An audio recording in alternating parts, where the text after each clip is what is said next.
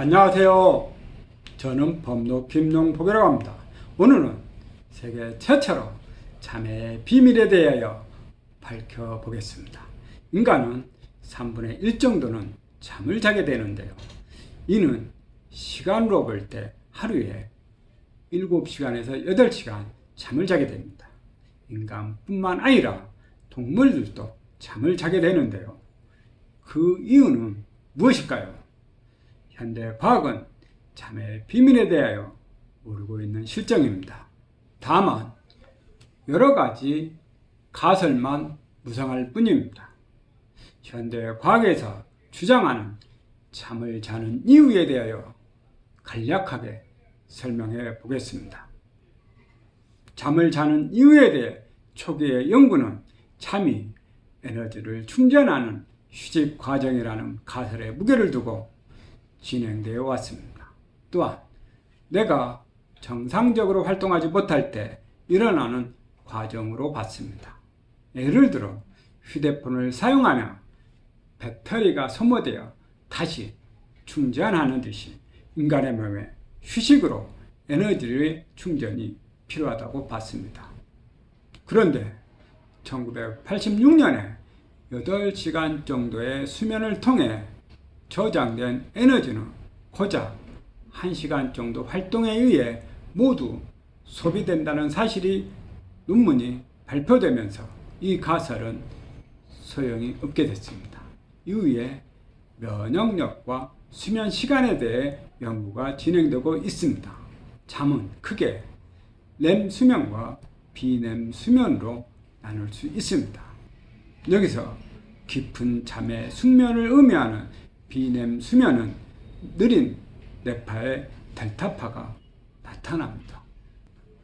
일명 서파 수면이라는 단계로 대뇌 피질에서 약 1헤르츠 정도의 델타파가 뇌 전말에 흐르고 있는 것입니다.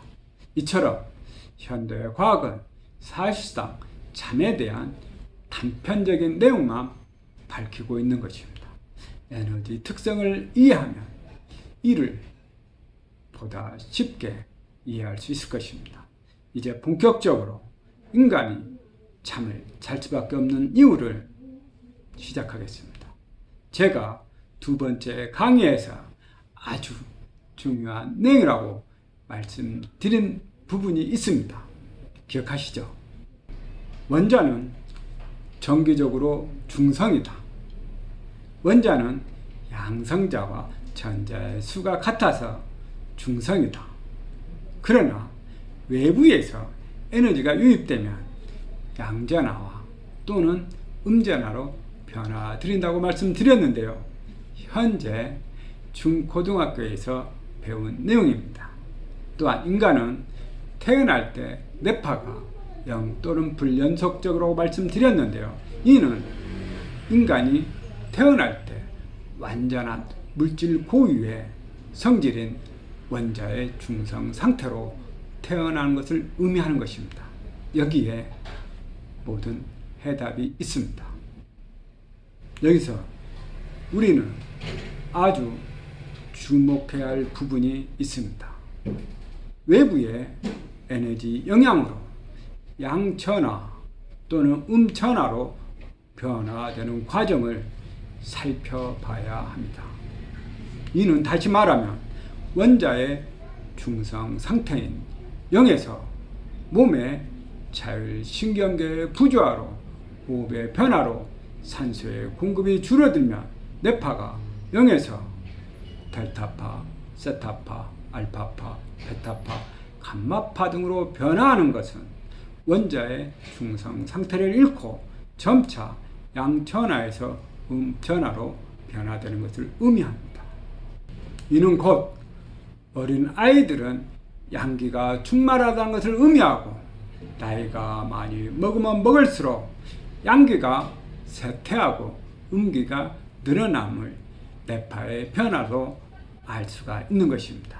즉 뇌파의 변화 과정은 원자의 중성 상태인 원래 에너지의 고유 상태를 잃어가고 있는 것을 의미하는 것입니다. 이에 따라 인간은 잠을 자지 않으면 에너지 고유의 상태를 잃어버려 생명을 유지할 수가 없게 됩니다. 에너지 불균형이 심화되면 결국 죽음을 초래하게 됩니다.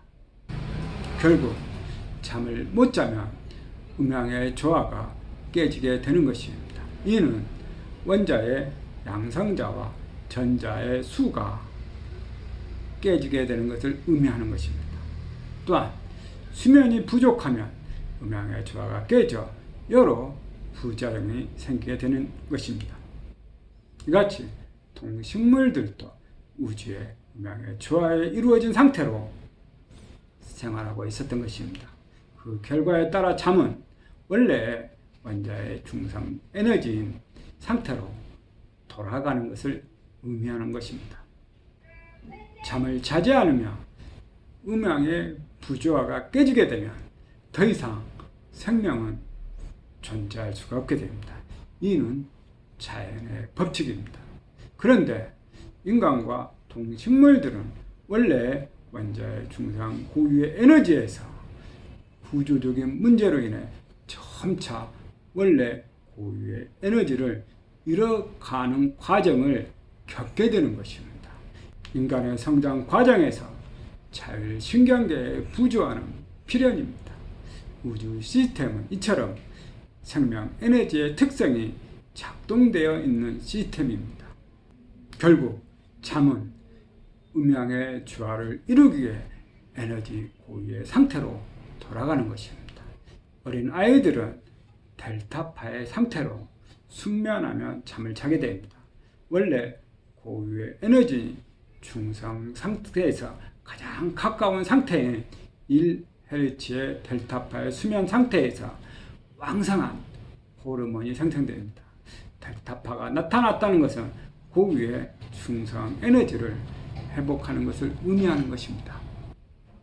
그리고 어른이 되면 세타파의 상태에서 숙면하지 못하고 일반 숙면의 상태로 잠을 자게 됩니다. 이는 그만큼 어른들은 원래 원자 중성의 에너지 상태를 잃어버렸다는 것을 의미합니다. 그 결과로 어른들은 잠은 델타파가 잘 나타나지 않고 세타파 상태로 잠을 자게 됩니다. 이는 음양의 부조화가 커졌다는 것을 의미하는 것입니다. 이는 원래 고유의 에너지를 잃어버리는 결과로 숙면하지 못하고 호르몬도 점차 줄어들게 됩니다. 이는 자율신경계의 부조화로 외부의 에너지인 호흡이 복식호흡에서 흉식호흡으로 바뀌면서 산소의 공급량이 감소에 따른 것입니다. 그러면 어른들의 경우 잠을 잘 때 몸의 이완 상태에서도 몸에 부조화가 생겨 산소의 공급량이 감소한 것을 의미하는 것입니다. 아이들이 어른이 되는 과정은 한마디로 말하면 원자의 중성 에너지를 잃고 외부의 에너지가 호흡의 변화로 인해 점차 양천하에서 음천하로 바뀌게 된 것을 말합니다. 이는 혈액이 약알칼리성에서 산성으로 변화하는 과정도 설명할 수가 있습니다. 우주는 모든 생명의 음양 조화를 이루기 위해 낮과 밤을 두어 음양의 조화를 이루게 했던 것입니다. 숙면하기 위해 우리는 어떻게 해야 될까요? 어린 아이와 같이 했던 복식호흡으로 돌아가야 합니다. 그러면 숙면을 취할 수가 있습니다. 잠잘 때 복식호흡을 해보시기 바랍니다. 편안하게 잠을 잘 수가 있습니다. 다음에는 아이들은 모두 천재입니다.